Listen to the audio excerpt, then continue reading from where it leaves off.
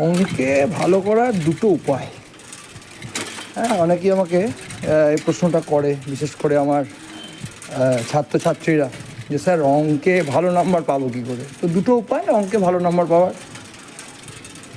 এক নম্বর উপায় হচ্ছে কী কী অঙ্ক পরীক্ষায় আসবে, এটা যদি আমরা আগে থেকে জেনে যাই যে কী কী অঙ্ক পরীক্ষায় আসবে, আর সেই অঙ্কগুলো যদি আমরা ভালো করে প্র্যাকটিস করি, তাহলে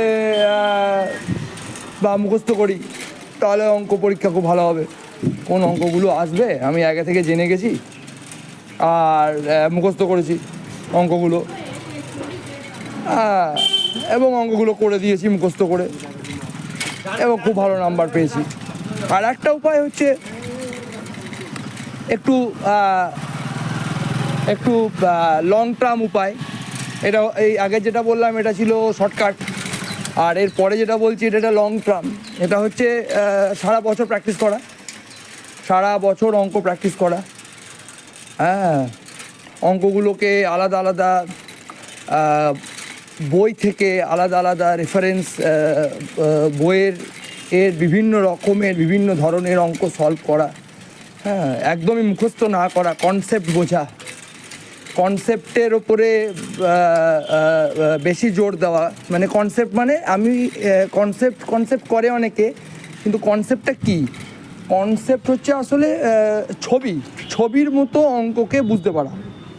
আমরা যখন অঙ্ককে ছবির মতো বুঝতে পারি তখন তাকে কনসেপ্ট বলে।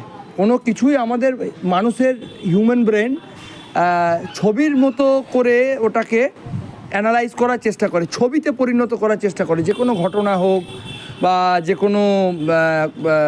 কোনো তথ্য হোক, তো ছবির আকারে যদি না আমাদের মাথা সেটাকে ছবিতে না প্রকাশ করতে পারে, তাহলে সেটা সে সলভ করতে পারে না, সেটা সে অ্যানালাইজ করতে পারে না। যে সমস্ত জিনিস আমরা অ্যানালাইজ করতে পারি না, অ্যাকচুয়ালি সেগুলো আমরা ছবির মতো দেখতে পারি না বা দেখতে পাই না। অঙ্কের ক্ষেত্রেও তাই হয়। অধিকাংশ ছেলে অঙ্ক বুঝতে পারে না, তার কারণ সেই অঙ্কগুলোকে তারা ছবির মতো অ্যানালাইজ করে না। একেই কনসেপ্ট বলে। কনসেপ্ট আসলে কিছু নয়, কোনো অঙ্ককে ছবির মতো বুঝতে পারা। একটা ছবি আঁকলে যেমন এরকম বোঝা যায়, একটা ছবি আর্টিস্ট একটা ছবি এঁকেছে, সেটা যেমন সহজ সরল বুঝতে পারা যায়, অঙ্ক যখন ছবি হয়ে যায় তখন অঙ্ক কিন্তু বুঝতে পারা যায়। তো এটা হচ্ছে দ্বিতীয় উপায়, যে অঙ্ককে ছবির মতো বিশ্লেষণ করা, ছবির মতো বুঝতে পারা, এবং ওই ধরনের বিভিন্ন অঙ্ক প্র্যাকটিস করা সারা বছর ধরে। হ্যাঁ, ফর্মুলাগুলো মুখস্থ না করে ফর্মুলাগুলোকে কিভাবে প্রয়োগ হবে সেই কনসেপ্টকে বোঝা, সেগুলোও ছবির মতো পরিষ্কার করা। অ্যালজেব্রা